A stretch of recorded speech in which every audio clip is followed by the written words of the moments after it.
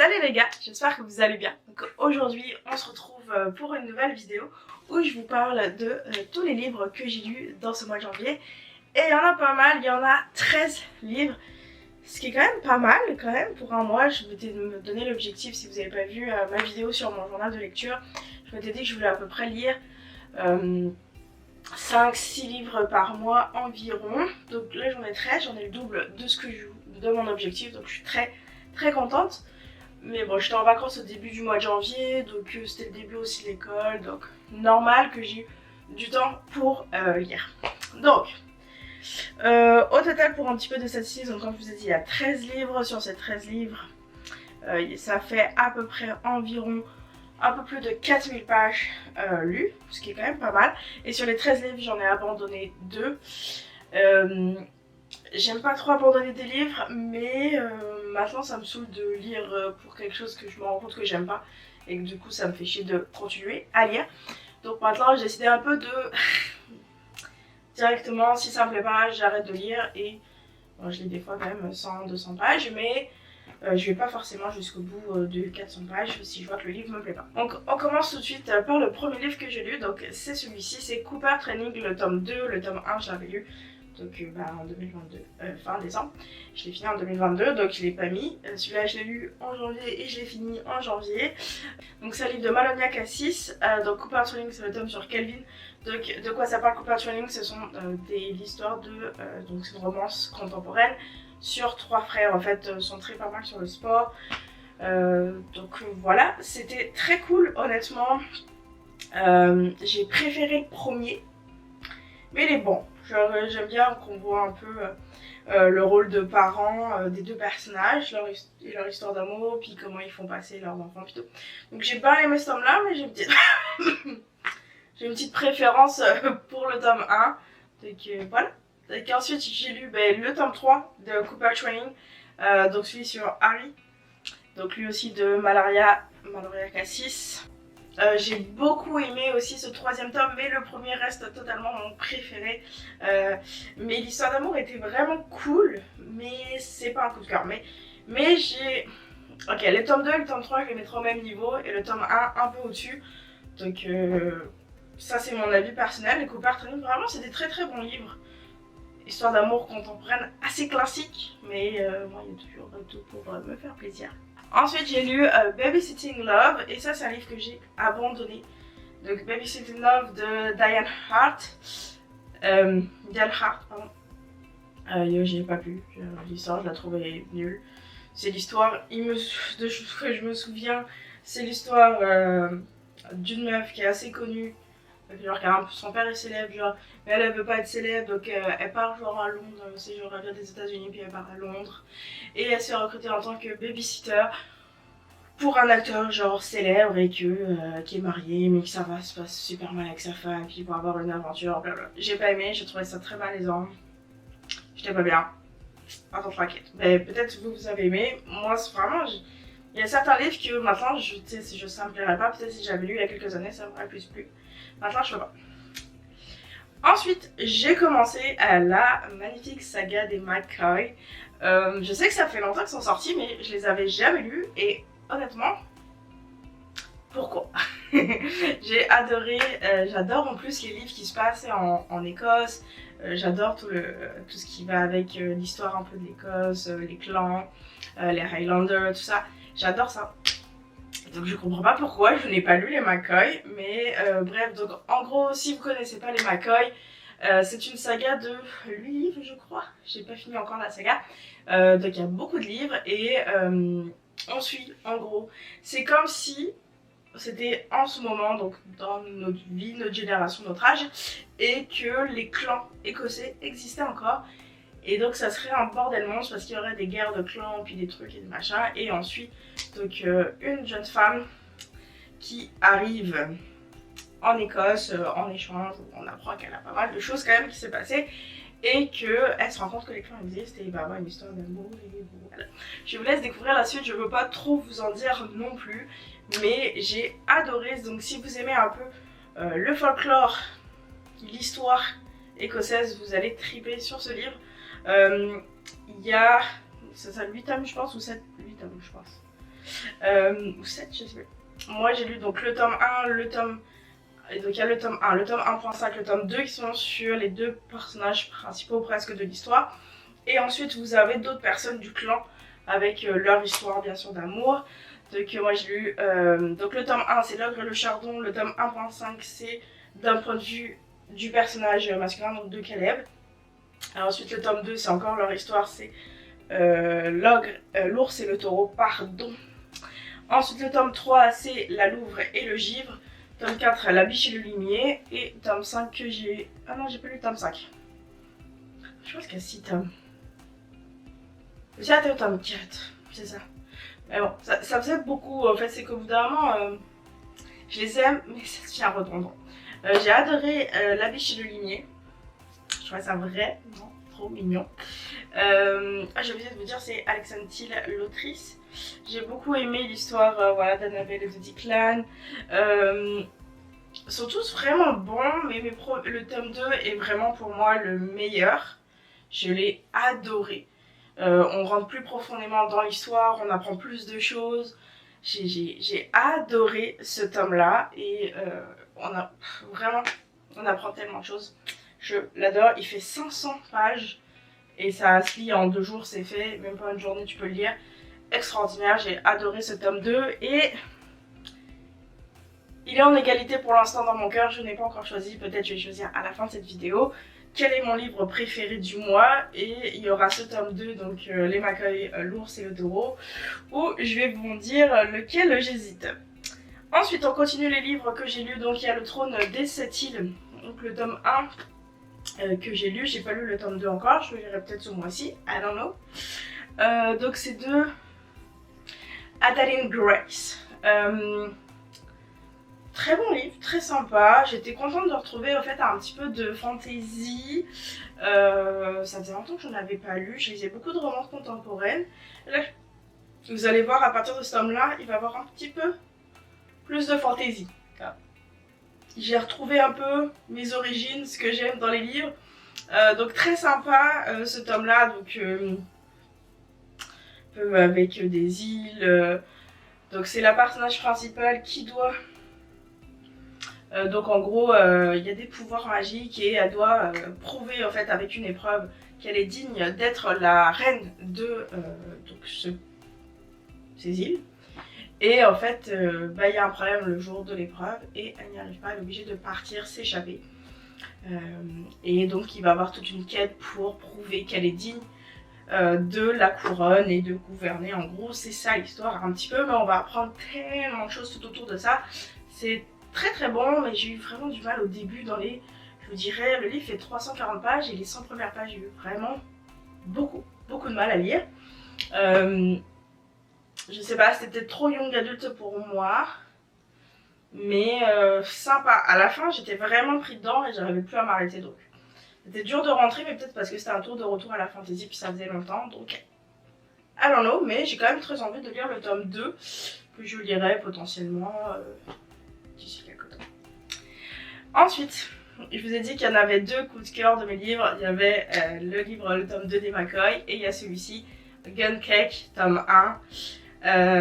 Donc c'est l'autrice des Cooper Training que je vous ai dit parler tout au début de la vidéo. Et là c'est l'histoire en gros d'une pâtissière qui arrive dans une ville en Italie et qui se rend, et en fait tu te rends compte que il y a un peu la mafia ici et que faut que tu payes pour pouvoir avoir la protection de la mafia dans la ville. Et donc en fait il va avoir pas mal, elle est pas d'accord pour payer, elle n'a pas envie de faire ça, donc elle va se rebeller un peu, puis il va y avoir une histoire d'amour entre le chef de la mafia et elle, cette pâtissière donc qui tient à sa montée en gros. J'ai adoré, j'ai eu un coup de cœur, je sais pas pourquoi, je l'ai lu je pense en une journée ce livre là, je l'ai adoré, j'arrivais pas à m'arrêter, j'ai pleuré, j'ai souri, j'ai rigolé. J'ai adoré, je pensais pas pouvoir aimer autant un livre de romance contemporaine et pourtant, un petit coup de cœur. J'ai eu un petit coup de cœur pour ce livre, je n'en reviens pas, il est vraiment, je n'ai pas encore décidé entre les McCoy et lui, j'hésite beaucoup. Je sais pas, je vous dirai la réponse en fin de vidéo, donc restez pour savoir quel est mon livre coup de cœur. On passe, ensuite j'ai lu Gun Cake Gun Cake. I don't speak English very well. So, le Gun Cake tome 2, donc encore de Malaria, lui il est plus petit, un petit peu moins bon que le premier, mais tout aussi satisfaisant quand même à lire. J'étais contente de savoir la fin un petit peu de cette petite série du Dotom. Je vous le conseille vraiment si vous aimez les petites romances contemporaines, allez-y, vous allez adorer. Ensuite, donc je vous ai dit que j'avais envie de continuer sur la fantasy, donc ce mois-ci, le mois de janvier, j'ai continué à lire un peu de fantasy.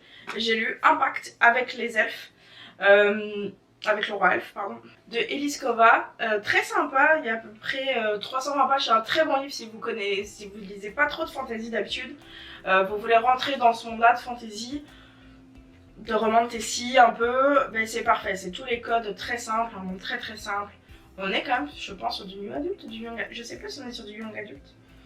Mais très sympa, c'est le tome 1, je suis pressée de voir le tome 2 n'a pas été encore traduit en français, il est en anglais. Mais tome très sympathique, on suit l'histoire, donc c'est vraiment un monde fantasy, on est avec des humains qui ont... En fait, il y a un passage qui est connecté au monde un peu magique, donc avec les elfes, et avec des fées et plein d'autres créatures, des sirènes il me semble, et des vampires aussi. Bref, il y a un peu de tout, mais on découvre pas vraiment le monde, donc on suit une humaine qui, en fait, en gros, on comprend que dans leur village, chaque 100 ans, une reine est choisie parmi les humaines pour aller rejoindre les elfes. C'est un pacte qui a été signé pour arrêter une guerre entre les deux. Et donc, ça fait des millénaires que ça arrive, et il n'y a jamais eu de problème. Et, en fait, ça fait 1 an qu'on recherche la reine humaine et on ne la trouve pas. D'habitude, elle la détecte, en fait, elle a des pouvoirs qui sont quand elle est jeune. Et là, il n'y a pas de pouvoir, il n'y a aucune femme dans ce village qui a de pouvoir. Et du coup, le roi elfe arrive en mode je suis énervé, je veux ma femme. Et en fait, on se rend compte que le personnage principal est ça. Et du coup, elle se retrouve à partir dans ce monde-là et on apprend tout un peu. Et on avait bien sûr des a priori sur les elfes et tout ça. Et on apprend à déconstruire tout ça. Très bon livre, un très bon tome. Mais j'aurais aimé en avoir un peu plus, tu vois, sur ce monde-là, un peu plus d'histoire, je pense que ça aurait été très cool. Ok, il reste 3 livres, dont un que j'ai abandonné, donc ça va aller très vite. L'autre l'homme que j'ai lu, donc c'est De verre et de cendre, écrit par René Dolcier. Très bon livre aussi. C'est une réécriture du livre de Cendrillon. J'adore les réécritures, Mon amour pour les réécritures, j'adore ça, c'est très sympa. Bon petit roman de fantasy, je suis pressée d'avoir la suite parce qu'on s'arrête sur pas mal de questions, je trouve que c'est ça. Le roman met du temps à installer toute l'histoire et en fait j'aurais aimé 100 pages de plus. Il me manque 100 pages parce que j'arrive et on reste plein de questions et on n'a pas les réponses et ça me saoule un peu. Donc pour avoir un coup de cœur, il m'aurait fallu 100 pages de plus pour qu'on me réponde à quand même certaines de mes questions parce que là il reste plein de choses en suspense et ça me saoule. Mais sinon, très bon livre, très bonne réécriture, moi j'ai beaucoup aimé.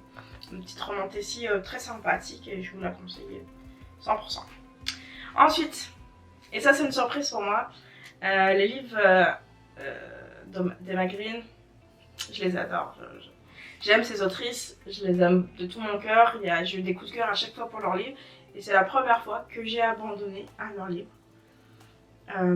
Il est quand même assez, je sais plus quand c'est qu'il est sorti, c'est John 17. Peut-être que si je l'avais lu quand j'étais plus jeune, j'aurais pas ressenti ça, mais là, j'étais très mal à l'aise. En gros, c'est l'histoire d'amour entre une jeune de 17 ans et son professeur qui a 28 ans. Et j'étais pas bien. En fait, c'est pas la différence d'âge, j'ai aucun problème avec la différence d'âge. Franchement, il n'y a aucun problème. Tu peux avoir 10 ans, 11 ans, 15 ans de différence, il n'y a pas de problème avec ça. Ce qui me gêne, c'est qu'il a une position de supériorité sur elle. Il est son professeur, elle est mineure. Ça m'aurait moins gêné si ça s'était passé à l'université. Parce que l'université était déjà plus adulte, t'es majeur, je sais pas, il y a plus, ça m'aurait moins gêné. Là, j'étais vraiment pas bien et j'étais malaisée en lisant ce livre et j'ai pas pu continuer, j'ai arrêté. Et ça m'a fait mal au cœur d'arrêter un livre d'Emma Green parce que je les aime de tout mon cœur et ça me fait chier. Mais moi, ça n'a pas fonctionné pour moi. Mais lisez les autres livres d'Emma Green et je pense qu'il faut que je continue à lire un peu. Il m'en manque, je les ai pas tous lus. J'ai pas lu les vieux. Mais je ferai peut-être une tier list. Dites-moi si ça vous intéresse d'en faire. Je ferai une tier list de mes livres préférés d'Emma Green. De tous ces livres, et je vais les classer. Et ça serait vraiment cool, je pense, de classer les livres d'Emma Green. Parce qu'elles en ont écrit. Enfin, on passe au dernier livre de cette vidéo que j'ai lu ce mois-ci, donc le 13e. C'est La Bête de l'Ombre, le tome 1 rejeté, écrit par Jamin Have. Très bon livre, honnêtement, très sympa. C'était une relecture, j'avais déjà lu le tome 1, mais je voulais lire le tome 2 et le tome 3 sort en mars, il me semble, ou en avril, je sais plus. Donc je voulais un peu me les refaire. Donc j'ai lu le tome 1 ce mois-ci, le tome 2, je l'ai déjà lu pour le mois de février, donc je vous en parlerai dans un mois, dans ma prochaine vidéo pour mes vidéos du mois. Et très sympa, c'est un livre un peu avec des loups-garous, mais on apprend qu'il y a plein d'autres peuples et ça c'est vraiment cool. Il y a un beau monde vraiment derrière, une belle histoire. En gros, elle est rejetée. Ça dit un peu dans son tome qu'est-ce que ça va parler. C'est un peu une paria. Son père a essayé de tuer l'alpha et donc il était un paria. Et elle est restée une paria. Tout le monde la déteste. Quand elle se transforme, sa première transformation en loup, elle se rend compte que son âme sœur, c'est le fils de l'alpha. Et lui il fait comme non, moi je veux pas. Donc il la rejette et il arrive plein d'autres choses parce qu'elle est rejetée. Et c'est un très très bon livre que je vous conseille. Moi j'ai beaucoup aimé, c'est pas extraordinaire, j'exagère, extraordinaire, non, très sympa, très très sympa, voilà, non très sympa, en vrai je vais donner 4 étoiles sur 5, c'est très bon, mais voilà, donc ça finit sur les 13 livres que j'ai lus au mois de janvier 2023, et donc pour mon coup de cœur final du mois qui va rentrer dans ma compétition du meilleur livre de l'année, je vais choisir le tome 2, donc d'Emma Coy, L'ours et le taureau, parce que j'ai trouvé ça extraordinaire, parce que j'adore l'Écosse et que Guncake il aura peut-être manqué un petit peu plus d'histoire. Mais c'est un très bon livre et ça aurait été mon deuxième choix. Voilà pour cette vidéo, elle a duré quand même assez longtemps, j'espère, ouais, on verra bien. J'espère que vous avez aimé la vidéo. N'hésitez pas à me dire, vous, c'est quoi les livres que vous avez lus? Est-ce que vous avez lu des livres que j'ai lus? Et vous, qu'est-ce que vous en avez pensé? Ça m'a fait plaisir de faire cette vidéo. J'aime bien parler de livres, je lis beaucoup de livres, comme vous voyez. Je sais pas si en février je vais lire autant de livres pour l'instant, parce que je me suis attaquée à un gros livre que je vous dirai dans la prochaine vidéo. C'est un très gros livre, et donc un peu plus de temps. On va dire qu'il y a 900 pages, donc c'est un petit peu plus long que les 300 ou des 400, des 500 pages. À voir, surtout que j'ai pas de vacances au mois de février. Donc à voir qu'est-ce qui va se passer, et surtout qu'il y a Hogwarts Legacy qui sort ce mois-ci. Donc on verra bien qu'est-ce que je ferai en février, au moins lire 6 livres, c'est mon objectif. Et voilà, en tout cas, j'espère que la vidéo vous a plu. N'hésitez pas à vous abonner, commenter, liker, faites ce que vous voulez, ça va me faire plaisir de vous répondre si vous avez des questions. Et on se retrouve très très vite pour une prochaine vidéo. Tchuss les gars!